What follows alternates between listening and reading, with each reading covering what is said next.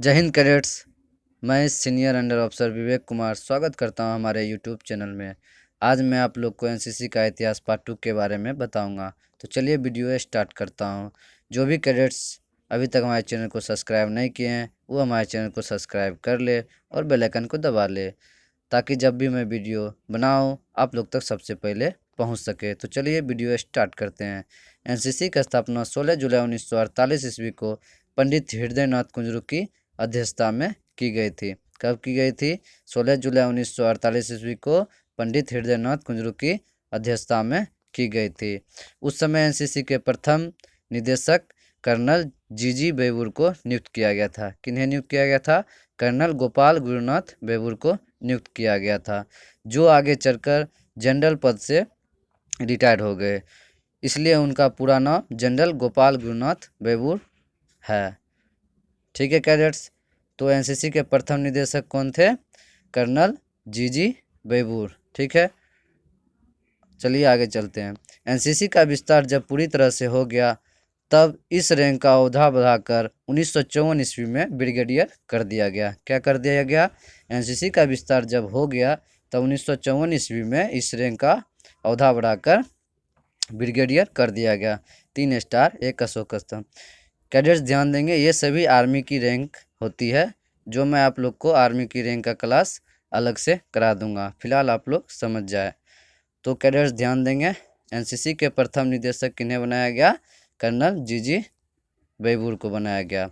और फिर एनसीसी का विस्तार हो जाने पर 1954 ईस्वी में इस रैंक का औहदा बढ़ाकर ब्रिगेडियर कर दिया गया। 3 स्टार 1 अशोक स्तंभ। फिर 1961 ईस्वी में इस रैंक का औहदा बढ़ाकर मेजर जनरल कर दिया गया, 1 कैंची और 1 स्टार। उसके बाद 1962 ईस्वी में एनसीसी के महानिदेशक को नियुक्त किया गया, जिन्हें हम मेजर जनरल आर.एस. पेंटल के नाम से जानते हैं। मेजर जनरल राजेंद्र सिंह पेंटल को 1962 ईस्वी में एनसीसी का महानिदेशक नियुक्त किया गया, यानी डायरेक्टर जनरल नियुक्त किया गया, जिन्हें हम डीजी बोलते हैं। ठीक है कैडेट्स। तो ये आप लोग को एनसीसी बी सर्किट और सी सर्किट के एग्जाम में पूछा जाता है कि एनसीसी के प्रथम निदेशक और महानिदेशक कौन थे। तो एनसीसी के प्रथम निदेशक कौन थे?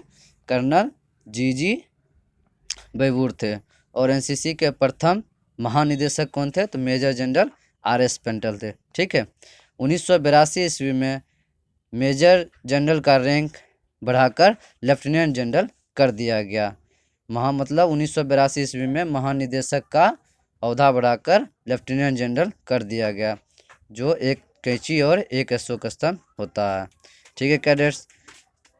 सन 1949 ईस्वी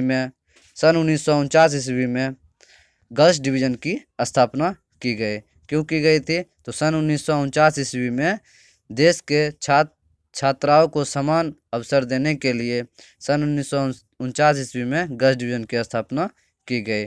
उसके बाद 1950 ईस्वी में एयर विंग की स्थापना की गई। उसके बाद 1952 ईस्वी में नेवी विंग की स्थापना की गई।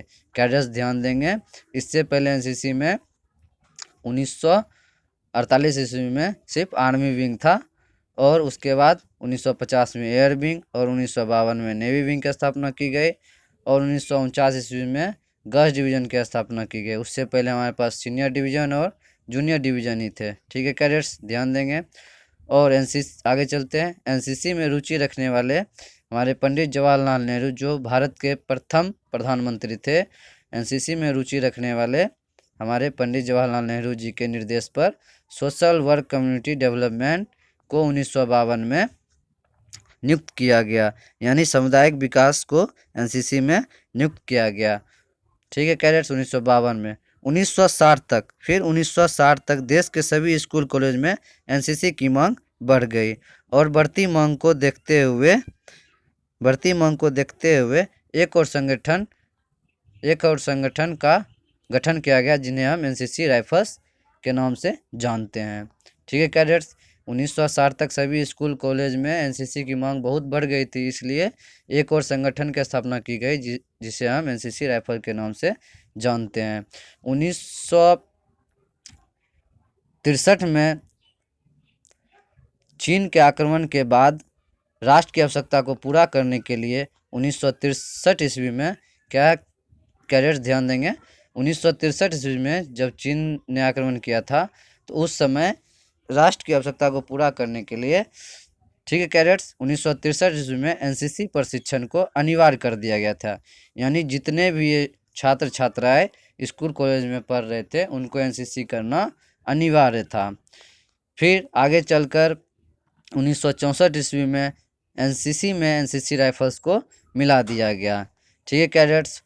और फिर छात्राओं के विरोध एवं कुलपति के सुझाव पर ध्यान देंगे कैडेट्स, छात्राओं के विरोध और कुलपति के सुझाव पर 1968 में फिर एनसीसी को स्वैच्छिक बना दिया गया।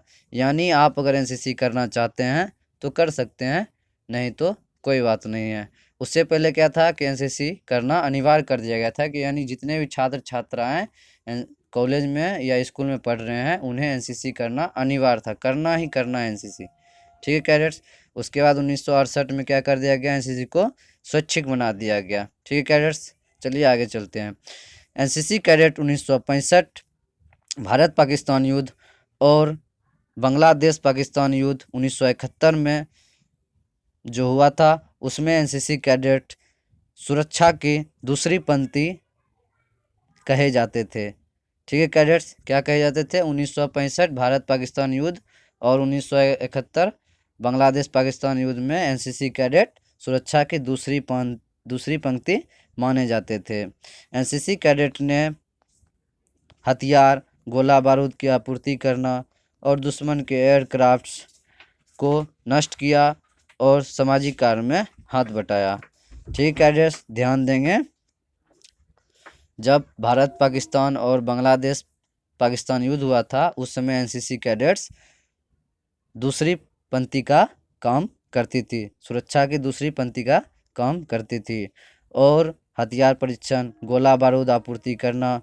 और दुश्मन के एयरक्राफ्ट को नष्ट करना, ये सभी भागीदारी में उन्होंने काम किया था, ठीक कैडेट्स। इसके बाद 1997 ईस्वी में खेल कूद को जोड़ा गया, ठीक है कैडेट्स। और उसके बाद अभी तक एनसीसी में लगभग 30 लाख कैडेट्स से ऊपर की संख्या है। तो कैडेट्स आप लोग को आज का ये दोनों चैप्टर ख़त्म होता है, एनसीसी का इतिहास पार्ट 1 जो मैंने पिछले वीडियो में आप लोग को बताया था, और इस वीडियो में एनसीसी का इतिहास पार्ट 2 बताया हूँ। तो ध्यान से सभी कैडेट ध्यान देंगे, इसमें ज़रूरी जो एनसीसी बी सर्टिफिकेट और सी सर्टिफिकेट जो क्वेश्चन पूछे जाते हैं वो है एनसीसी के प्रथम निदेशक और महानिदेशक कौन थे, एनसीसी में गश्त डिवीजन की स्थापना कब हुई, एयर विंग की स्थापना कब हुई, नेवल विंग की स्थापना कब हुई। तो सभी कैडेट्स ध्यान देंगे, और खेल कूद को कब शामिल किया गया, ठीक है कैडेट्स। आप लोग को पता है खेल कूद को 1997 में शामिल किया गया। तो कैडेट्स आप लोग को ये वीडियो कैसा लगा आप लोग हमें कमेंट करके ज़रूर बताएं, और जितने भी कैडेट्स अभी तक हमारे चैनल को सब्सक्राइब नहीं किए हैं वो हमारे चैनल को सब्सक्राइब कर ले और बेल आइकन को दबा ले, ताकि जब भी मैं न्यू वीडियो बनाऊं आप लोग तक सबसे पहले वो वीडियो पहुंच सके। तो चलिए कैडेट आज की वीडियो यहीं समाप्त होती है, मिलते हैं अगले वीडियो में। जय हिंद, जय भारत, जय एनसीसी, थैंक यू।